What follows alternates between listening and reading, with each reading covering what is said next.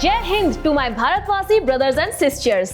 आज है स्वतंत्रता दिवस। मैं हूं मिथिका दत्त और ये है फेक और नॉट, इंडिया का सबसे पैट्रियोटिक शो।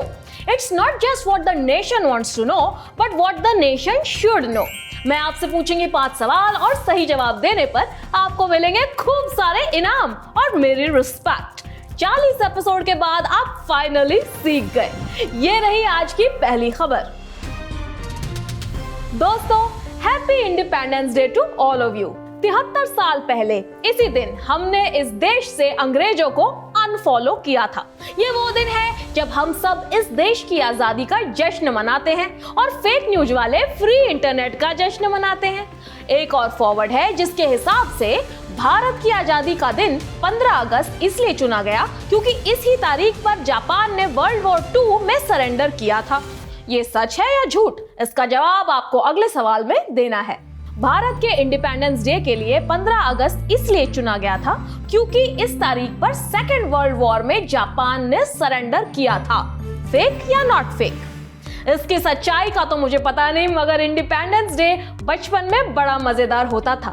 सुबह सुबह स्कूल में फ्लैग होइस्टिंग होती थी, मिठाइयाँ मिलती थी और बाकी पूरे दिन छुट्टी मिलती थी। स्कूल से छुट्टी ही तो होती थी असली इंडिपेंडेंस। अगर ये खबर सच निकली तो इसका मतलब ये होगा कि राज कपूर साहब का सिर्फ जूता ही नहीं, हमारे इंडिपेंडेंस डे की तारीख भी जापानी है।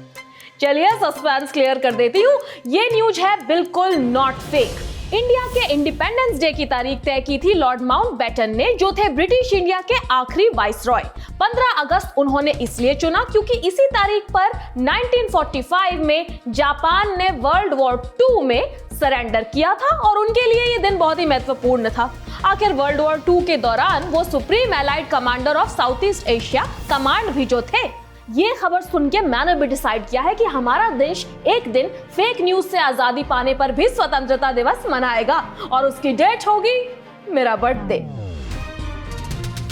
क्या आप जानते हैं दोस्तों कि दुनिया में लगभग 200 के आसपास देश हैं? तो जाहिर है कि इतनी सरकारें भी होंगी और अगर उनमें से कोई भी सरकार जादुई निकली तो वो कहलाएगी तीसरी सरकार। मगर क्या आप ऐसे एक दिन की कल्पना कर सकते हैं जब पूरा प्लेनेट एक ही सरकार के थ्रू चलेगा और उस सरकार का हेड कहलाएगा कैप्टन प्लेनेट? कहा जा रहा है कि ऐसा ही एक प्लान यूएन प्रमोट करने की कोशिश कर रहा है। चलिए पता लगाते हैं कि ऐसा कोई प्लान हमारे प्लेनेट के लिए बन रहा है कि नहीं। United Nations world order promote कर रहा है जहां पूरे विश्व में एक ही सरकार होगी। फेक या नॉट फेक? अब ग्रेट ब्रिटेन ने ये करने की कोशिश की तो थी जरूर। उनके इंपीरियलिज्म की हाइट पर वो 23% दुनिया पर राज कर रहे थे। लेकिन उसके बाद क्या हुआ ये तो आप सब जानते ही हैं। लोगों ने ग्रेट ब्रिटेन को लात मार के अपने घरों से ऐसे भगा दिया जैसे K3G में अमिताभ जी ने निकाला था शाहरुख को। I love you Amit ji, लेकिन आपने शाशा के साथ अच्छा नहीं किया।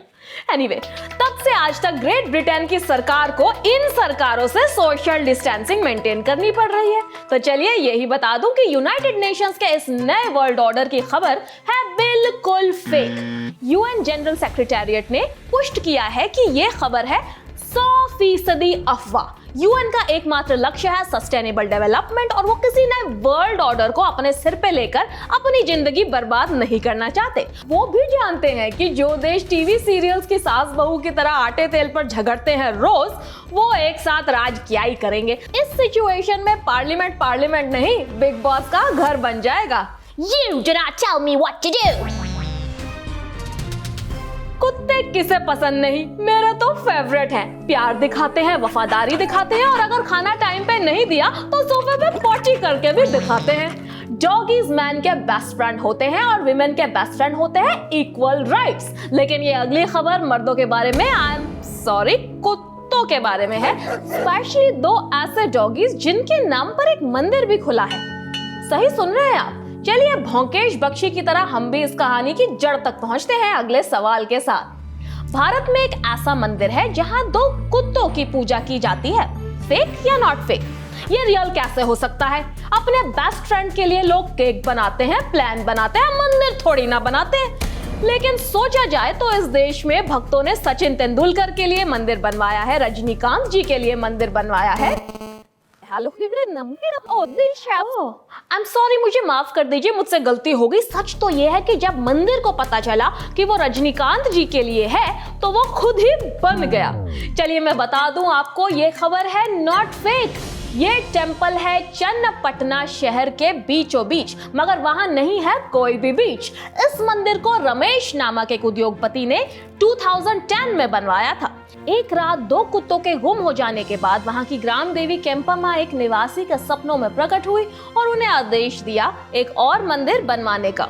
वो मंदिर था इन दोनों कुत्तों के लिए। माना जाता है कि ये कुत्ते इस जगह की रक्षा करते हैं। जैसे डॉगीज दिल को छूते हैं, उसी तरह मेरे दिल को छू गई ये story. How cute. Rabindranath Tagore, जिनकी कविताएं, उनके लेख और उनकी कला को देखकर सब कहते हैं यार ये एक ही आदमी ने बनाया। वाओ। रविंद्रनाथ टैगोर, जिनका नाम दिन में कम से कम एक बार लिए बिना मेरे बंगाली दोस्तों का खाना हजम नहीं होता, और रविंद्रनाथ टैगोर जिनकी हॉबीज थी गाने गाना, किताबें पढ़ना और जब मन हो तो अलग अलग देश के नेशनल एंथम लिखना। जी हाँ, रविंद्रनाथ टैगोर जी ने सिर्फ भारत का ही नहीं बांग्लादेश का भी नेशनल एंथम लिखा है, और अब सुनने में आ रहा है कि इन्होंने श्रीलंका का नेशनल एंथम भी लिखा था। ये तो वही 2 के साथ 1 मुफ्त मिलने वाला ऑफर हो गया। इस अगले सवाल में आपको यही बताना है, टैगोर ने श्रीलंका का नेशनल एंथम भी कंपोज किया है, फेक या नॉट फेक? वैसे श्रीलंका की सबसे फेमस चीज है उनकी क्रिकेट टीम, जैकलिन फर्नांडिस और रावण। शाहरुख खान वाली रावण नहीं, रामायण वाले रावण। फालतू इंफॉर्मेशन असाइड, अगर ये स्टोरी सच निकली तो कितनी अद्भुत बात होगी। लोग फिल्मों के साउंड ट्रैक बना देते हैं, इन्होंने तो कंट्रीज के ही साउंड ट्रैक बना डाले। और ये न्यूज है एकदम फेक। ये काफी पुरानी न्यूज है जो सालों से फॉरवर्ड की जा रही है, मगर श्रीलंका का नेशनल एंथम लिखने वाले थे आनंदा समारकुल। 1930 के दशक में ये टैगोर की विश्व भारती में पढ़ते थे और अपने आप को रविंद्रनाथ जी का शिष्य मानते थे। कहा जा रहा है कि इस नेशनल एंथम में इसी के कारण हल्का सा बंगाली म्यूजिक का इन्फ्लुएंस भी है। भाई मानना पड़ेगा टैगोर जी को, वो इतने अच्छे गुरु थे कि उनके चेलों के काम का क्रेडिट भी उनको मिलता है। अगर इनकी जिंदगी पर पिक्चर बनी तो उसका नाम जरूर होगा टैगोर जिंदा है। दोस्तों, बचपन में मैं जिराफ पर बैठ के स्कूल जाती थी। क्या यकीन नहीं होता, मगर ये बात मैंने आपको फॉरवर्ड के रूप में भेजी होती तो आप जरूर मान लेते, है ना? अब बताइए ये अगला फॉरवर्ड सच है कि नहीं? कहा जा रहा है कि जिराफ की गर्दन में इंसानों की गर्दन जितनी हड्डियां होती हैं। इसके सच और झूठ का आपको इस अगले सवाल में पता लगाना है। एक जिराफ की लंबी गर्दन में इंसान की गर्दन जितनी हड्डियां होती हैं, फेक या नॉट फेक? क्या आपको पता है जब कोई जिराफ गैर कानूनी काम करता है, पुलिस उसे गिरफ्तार कर लेती है, मगर क्या कानून के हाथ जिराफ की गर्दन जितने लंबे होते हैं? मैंने सुना है कि जिराफ भगवान में नहीं मानते क्योंकि वो खुद ही ऊपर वाले हैं, लेकिन ये न्यूज है 100% नॉट फेक। दोनों जिराफ और इंसानों में होती है 7 नेक वर्टिब्रे।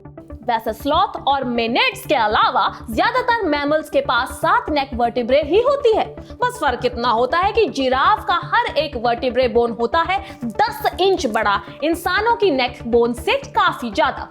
इसलिए जिराफ बादलों को छूते हैं और मिथिका के अलावा बाकी सब झूठे हैं। और इसी के साथ खत्म हुआ हमारा आज का फेक और नॉट। स्वतंत्रता दिवस की फिर से आपको शुभकामनाएं। दोस्तों याद रखिएगा, सच्चाई है सबसे पेट्रियोटिक और फेक न्यूज फैलाने वाले हैं बहुत ही इडियोटिक।